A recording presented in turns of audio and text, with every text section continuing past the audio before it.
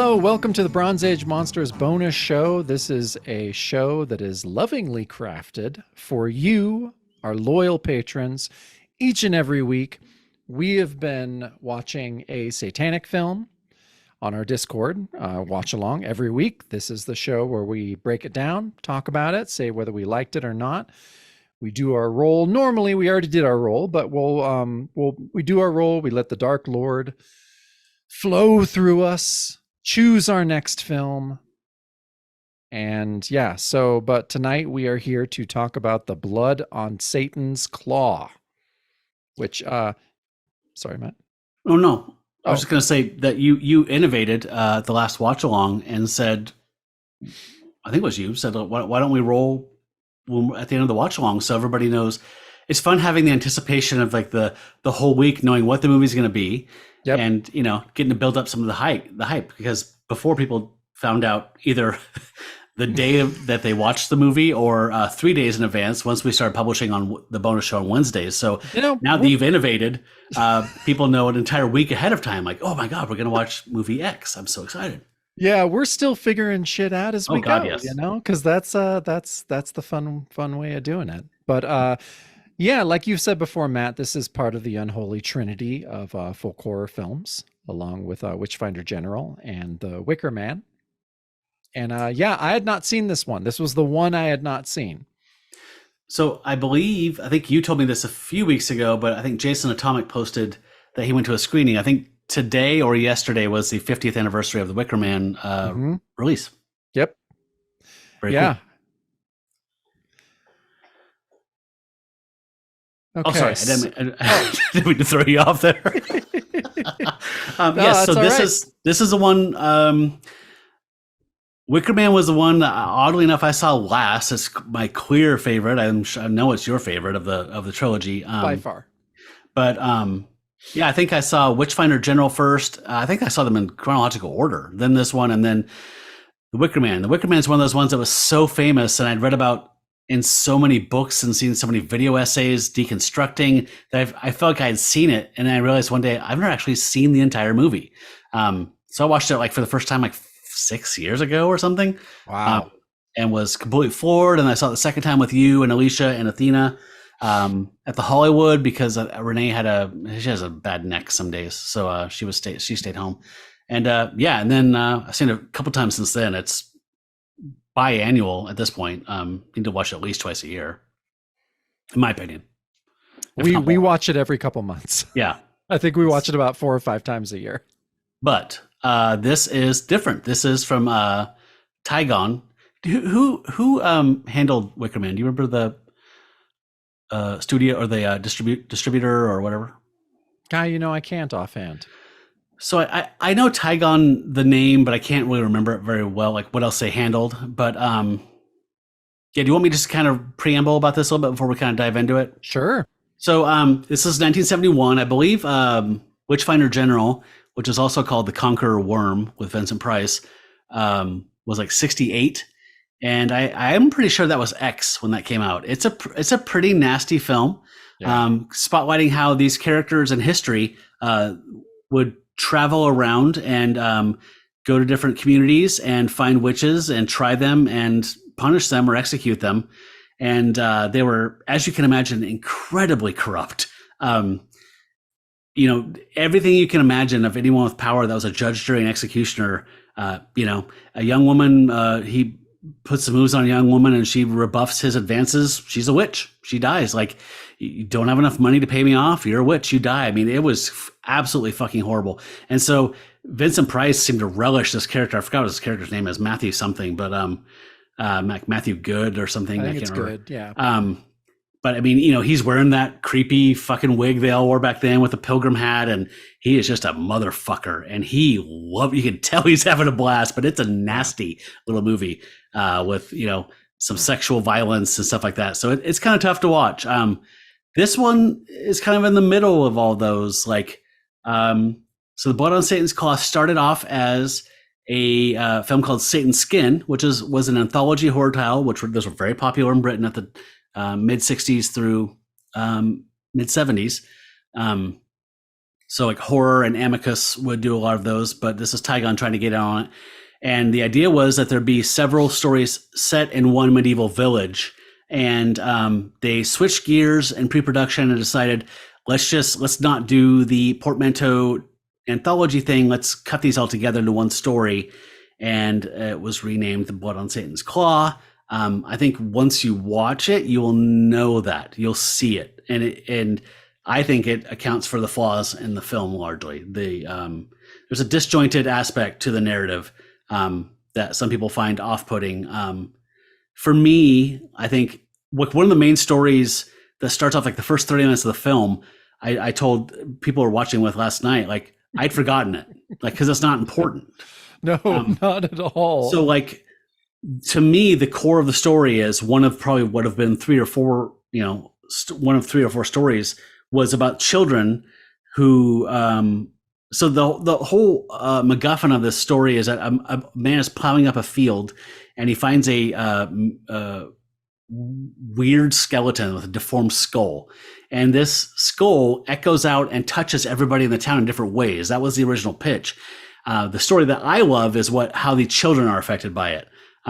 It's disturbing and strange. There's a lot of sexualization, temptation of holy figures, a lot of blasphemy, like just stuff to me that's like, that is what folk horror is all about. Just inverting the church, bringing the pagan ways back, and all these, things of just wearing crowns of flowers and twigs intertwined like Jesus's kind of thorns, and just wrongness. Everything's wrong. I love that. So there's multiple stories in here going on, but the main one is that one, and that's the one that I connect to. So I've been blathering for a bit, so I want you to talk. No, that's the one I connect to as well. I mean, yeah, there is a disjointed feel to this whole thing. And I don't know. I mean, I think out of the three, I don't know. I mean, obviously The Wicker Man is the best. It's the best by far. And it's different because it deals with these same themes, but it's not as transgressive as the two of these, because the Witchfinder General and Blood on Satan's Claw, they're pretty rapey, and they're pretty brutally rapey in ways that you're just like, oh my God, like, is that necessary? But and I get that it, I get the argument that it is, and that's part of folk horror. But we've watched at least a dozen Satan movies now, and yeah, sexual violence seems to loom very large in a lot of them. And I'm not sure what I'm still trying to kind of parse that out and to see if that's inherent in the sensational nature of trying to make a film about Satan and about evil and to make it drive-in fair and everything like that. I think you just hit it. Okay. I think it's part of the exploitative nature of these things to make to capitalize and trade on people's fear of that church is what you do to stay safe and stay right with God and walk the right path in the universe. And without that, it's chaos and rape and violence and blood everywhere. So it's just like that, either unconscious, even if you're not consciously a religious person, if you're agnostic or atheist, you still have that shit ingrained in you because of culture. So like, it's just trading on that, I think. Whereas I think what makes The Wicker Man a better film altogether and overall is that the paganism is the right path, and everyone is an agent in it, and they all buy in, and it's a community that operates and functions and does well. Even if the price they pay for that is something that's awful. The women are enjoying their sex. No one's being raped. Yeah, it's a utopian kind of community. It is, and that's the great thing about The Wicker Man, is that as this movie goes on, I mean, you're not cheering for the Christian. The Christian is a fucking asshole. Sergeant Howie is awful. Yeah. Like and that's why it's such a release at the end, because you're like, oh, fuck, yeah, he totally deserves to be burned alive. This is great. Like, you love it. And if anyone deserves it, but I mean, yeah. He does. If that's the price you got to pay, if somebody has to burn to make the crops come in good next year, Howie's the way to go. Howie should burn. Yeah. No, it's I don't know. Yeah, you're right. I mean, it's funny in talking about this film and thinking about Witchfinder General too, it's like, yeah, these are, Blood on Satan's Claw and Witchfinder General are flawed exploitative films. And though, Wicker Man has sex, it has nudity, it has some violence, but for the most part, it's a goddamn musical. Mm-hmm. And I think that there's that I don't know, it's funny, like the flaws that I found in Blood on Satan's Claw just made me think about the strengths of the Wicker Man more. Yeah.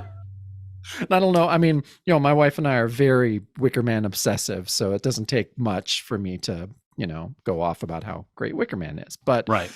But yeah, I don't know. I mean, there were definitely things I liked about this film. I liked kind of just what you were saying, that the pagan kind of almost, I mean, it was pagan, but it was almost pagan in like an Arthur Machen way, almost like a great god Pan or the white people kind of, that you just go out into the forest and like children go out into the forest and become these, agents of paganism in a way. And that's exciting and that's cool, and I think that definitely is the best part of the film. But, it's a flawed film, but I still liked it. Yeah. I liked it probably more than I should. First of all, one of the strongest parts for me was Mark Wilkinson's score is super imaginative and varied. This is not one dude getting a moog and just whatever. I mean, this is full orchestration, and there's wildly varying themes and concepts musically going on there. So I love the music. He's Australian. I would almost consider buying this on vinyl, that soundtrack. Yeah. I guess it was released in the last few years, a new pressing. The character that Linda Hayden, who is she was 17 at the time, she plays kind of the leader of the corrupted by Satan youth. I think she's a super strong character. She is. I super brave of her to play like a couple really comfortable nude scenes. Where she's like coming on to the pastor or the reverend, or whatever the fuck that religion would be at that time. And I love just like some little touches, like once she's fully like the leader of the Lost Boys and Girls, like she takes like ash and like smudges these heavy eyebrows to where she looks post-human. Yeah, she does. And she wears like these antlers of branches. Like it's just all this pagan imagery.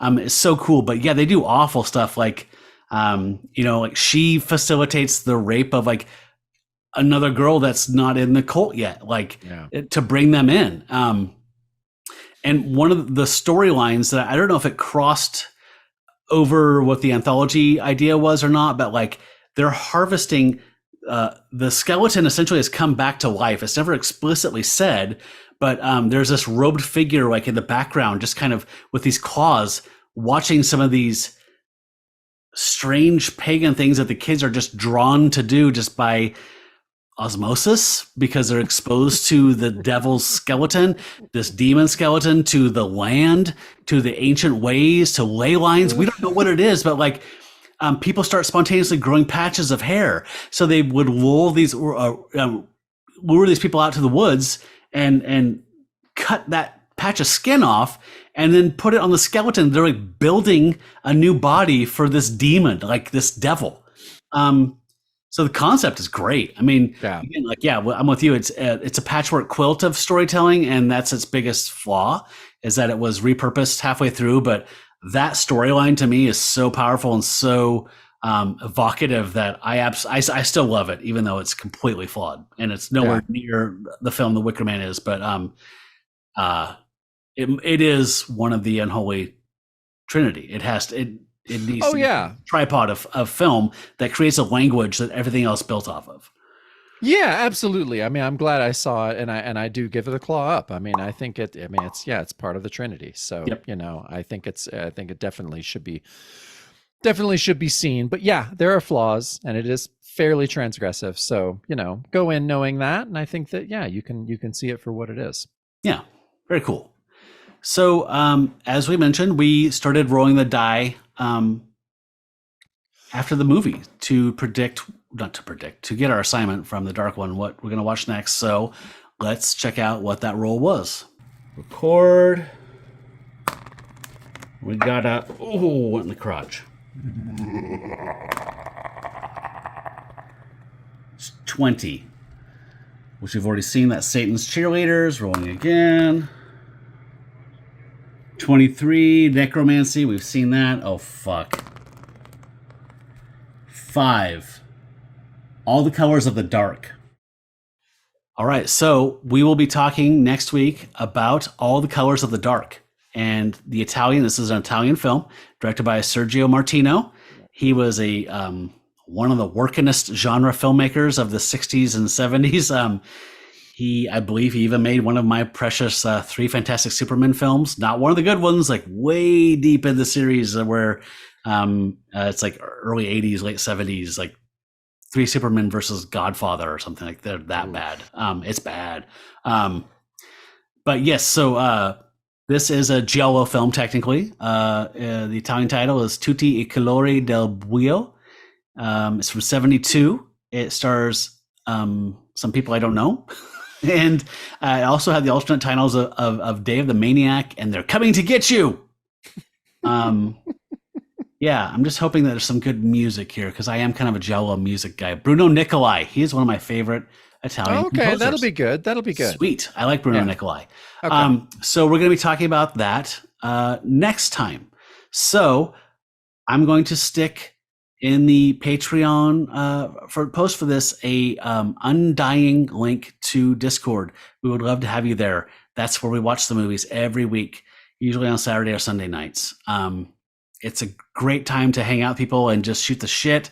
I see people that I've known for decades at this point that I'd never seen anymore or I've never met in real life. People like Rob Haferman.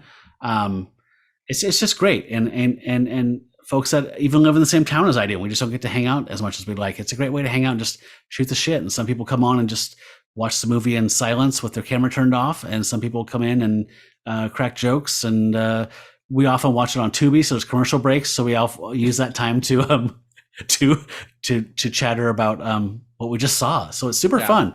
I hope you'll join us and watch All the Colors of the Dark. We're doing a full rewatch of The Righteous Gemstones. Nice. So all I hear in my head is "Daddy." The way they say "Daddy." Yeah, it's a special. Where is that? Where are they, Louis? Where did they set? Where's that set? Well, Eli's from Memphis, but I don't know exactly where they're at. Are they in Louisiana? I think they might be. Can't remember. North Carolina. That sounds right. Yeah, some kind of Carol or South Carolina. Yeah, South Carolina. They do sound like my grandpa, my papa was from South Carolina, and it was a very gentlemanly accent.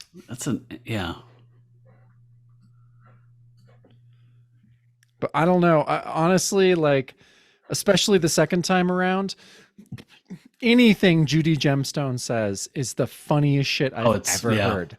Easily my favorite character in the show. I forget. I think it's when she's finally like doing a dance number with Baby Billy. Yeah. And he's like, "You're doing it, Judy." And she's like, "Let's kill someone." Are they doing more of that? There's another season, right? Yeah, they're doing one more season, I think. That's great. Like, oh my God.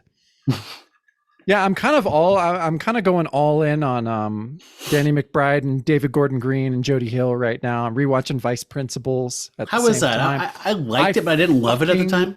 I fucking love it. Okay. Is this a rewatch? Yeah, it's a rewatch. Okay. Do you like it more than you did the first time?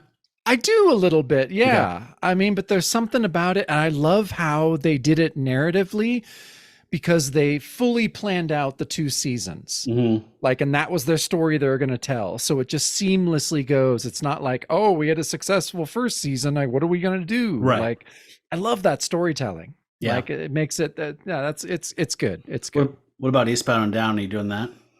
I might go back to that. I've done that a couple times. The Mexico season is by far the best. Oh yeah. I mean, by far. Renee's never seen, she's seen chunks of it and really liked it. So I'd be happy to watch it again with her so she can see the whole thing. Will Ferrell's in that, right? Isn't he like a car dealership owner or something? Like he has like white hair and he's psycho. Yeah. Yeah, he's pretty good at it. I don't know. I mean, maybe I just watched Eastbound and Down too much, but his character is almost too caustic in that. Yeah, he is. Oh no, he totally is. I mean, I know all of his characters are, but I don't know. For some reason, I like Vice Principals and Righteous. I mean, I like Righteous Gemstones the best, obviously, but yeah, I don't know. But I'm deep in that world right now. That's cool. Did you ever watch Your Highness? Oh, that movie they did? It was like Natalie Portman or something. It's like Natalie Portman, him, and like one of the Francos. Mm-hmm. I think. I always wonder if that was funny or not, like if like in a stoner comedy kind of way. Yeah, I know she hated being in it. Did she? Why? Because she's a drag. Yeah, I think she's just a drag. Oh, well, I don't really know much about her, but doesn't matter. No. All right. Nothing matters. We're fucking. No. I want to make a tier of the show be one of the nihilist epithets, but I was like, that's totally antithetical to what the Patreon is about, so that doesn't make any sense. It's true. No, it's okay. I mean, I know we're both secret nihilists at heart. I'm becoming less and less of a secret nihilist. Yeah. No. But yeah. All right. Yeah. I guess until we meet again. Oh, my poor cat. She's sleeping. No. You know what? You can't wake her up for the squawk. I'm going to get her up. Okay. She looks super stoked. Yeah, she's super stoked always to do this. It's all right. Until we meet again. Hail Satan! Hail Satan!